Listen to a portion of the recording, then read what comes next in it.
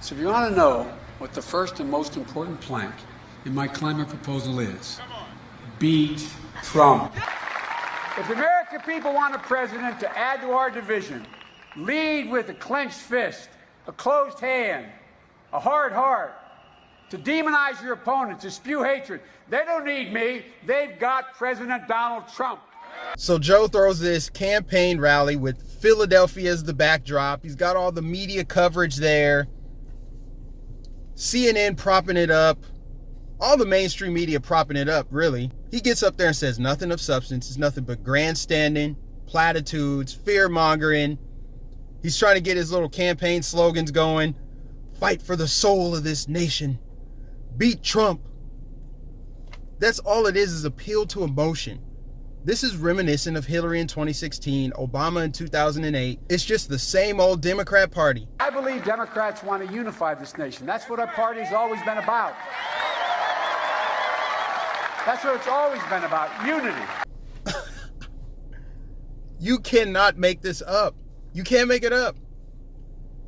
Are you serious right now, Joe? You believe Democrats want to unify this nation. That's what the party's always been about? Joe, I tell you what, if you don't end up being president, maybe you could be a stand-up comedian.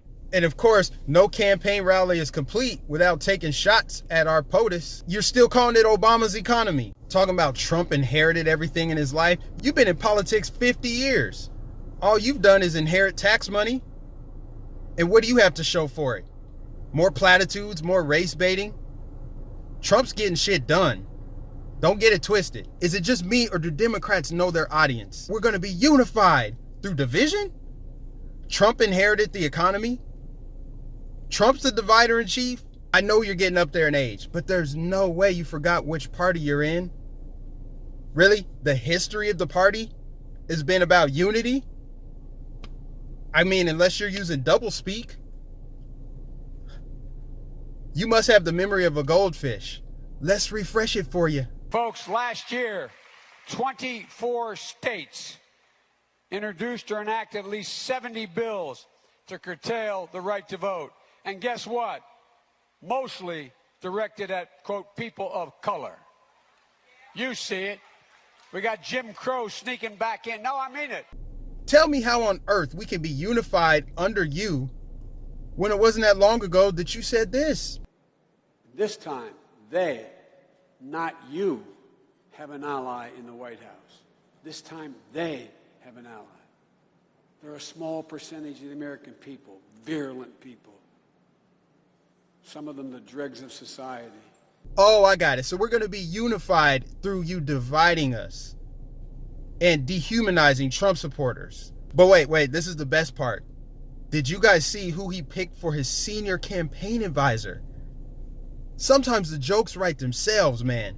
If you don't remember who she is, let's give you a refresher. What do you say to the people who dragged a poor white guy out of a car and beat him? Oh my goodness, poor white people, please, stop. We don't need white people leading the Democratic Party right now. That's right, loudmouth Simone Sanders. Clearly the woman is an opportunist.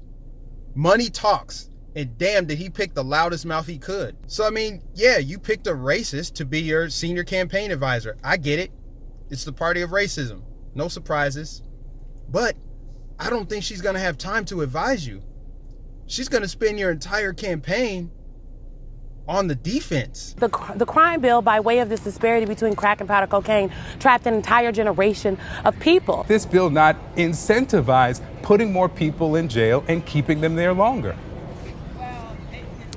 Victor, I am not going to sit here and tell you the crime bill was perfect. The reaction was an overcorrection to a very real issue. That's right. To reel in that sacred black vote, she's going to have to go out there and defend the crime bill for you. The crime bill. Oh, Joe, this is bad, Joe. This is bad. You might want to quit while you're ahead. And then there's the rumor that Stacey Abrams will be his running mate. How can she be the running mate when she still hasn't conceded the governor's race in Georgia? And she's over there race baiting too, talking about, it's really, the voter ID laws were the reason why I lost. And, this is racism and sexism. Again, doublespeak, unity through division. The Democrats are the party of division. Come on, man. And you're going to sit there and call Trump the divider in chief? Give me a break, Joe. Give me a break. I know Trump gave you the nickname Sleepy Joe, but that's not really fitting. You still got a little bit of gas left in the tank. From now on, we're going to call you Jim Crow Joe. This is Clown World. And Joe's got the big, bright red nose. He's out on stage, juggling, jumping through hoops of fire, doing acrobatic stunts, trying to impress us. It's not working. First of all, he has a YouTube channel with 5,000 total subscribers. Every other video I've seen of him has had the comments disabled. That's interesting. Or it's been ratioed.